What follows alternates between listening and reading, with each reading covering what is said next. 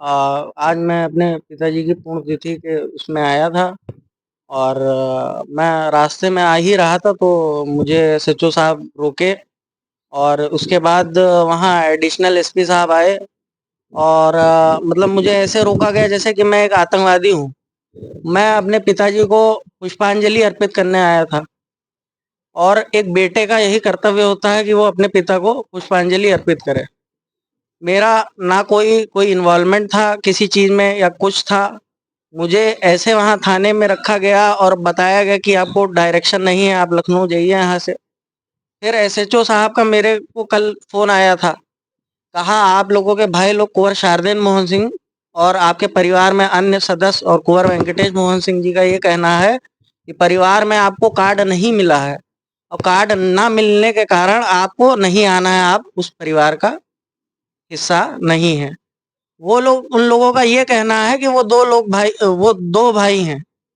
ये बताइए आज से मेरे पिताजी की जब डेथ हुई थी, मृत्यु हुई थी, उसके पश्चात जब जो 13 कार्यक्रम था उसमें तो इन्हीं लोगों ने बताया कि ये मेरे भाई हैं, मेरे भाई हैं। उसके कई महीने बाद ये बता रहे हैं कि हम 2 भाई हैं। ऐसे तो कोई पागल ही हरकत करेगा। दूसरी बात, मैं एक चीज़ और आप लोगों के समक्ष रखना चाह रहा हूँ। मुझे जिस हिसाब से लाया गया जैसे कि मैं आतंकवादी हूँ, मुझे कहा गया आपको कहीं नहीं जाना है, आप ब्लॉक में आइए और ब्लॉक से सीधे आप जाइए ब्लॉक से आप सीधे जाइए घर अपने। तो ये बताइए मैं अपने पिताजी की है ना, मेरी आँखें नम है, मैं अपनी पूर्ण तिथि निपटाने आया हूँ। क्या मेरा वो पैतृक निवास नहीं है बरगदी कोट? क्या शारदेन मोहन सिंह ये कह रहे हैं कि मैं उस घर में ना जाऊं? मैं क्यों ना जाऊं? अगर उनके पिता का है तो मेरे भी पिता का है। और मैं क्यों ना जाऊं अपने घर? वो जो पैसा खर्च कर रहे हैं वो भी मेरे पिताजी का है। मैंने अपने घर से ना एक गाड़ी ली है, ना इन लोगों ने जमीन दी है, ना कुछ दिया है। मैं अकेले ही अपनी चीजें व्यतीत करता हूँ। बाकी मेरा कहने का ये मतलब है, ये इन लोगों का कहना कोई आम जनता जा रही, सब जा रही है, मुझे क्यों रोक है? मैं आतंकवादी हूँ? इन लोगों का कहना है मैं इन लोगों को मार डालूंगा। ये लोग हर चीज में मजबूत है, पैसे से लेके सब चीज में। तो इन लोगों को किस बात का डर है कि हम वहां की जनता से मिलेंगे तो क्या कोई गलत प्रभाव जाएगा? इनका कहने का यह मतलब है कि हम वहां जनता से मिलेंगे तो मेरा प्रचार होगा। अपना प्रचार ये लोग कार्ड ले जाके हर राजनेताओं से कर रहे हैं। तो ये बताइए गलत नहीं है क्या? मेरे आंखें नम है। आप ये बताइए इन लोगों को ये करना चाहिए था। ये अपने पिता ये बताइए, ये आप लोगों को क्या होंगे, अपने पिताजी के नहीं हुए और ये घोर अन्याय है। इसके पीछे कारण क्या है? सबसे मेन कारण तो ये है कि पैसा ही हर चीज होती है। उन लोगों को लालच है। वो लोग समाज से ये हमको मिलाना ही नहीं चाह रहा है।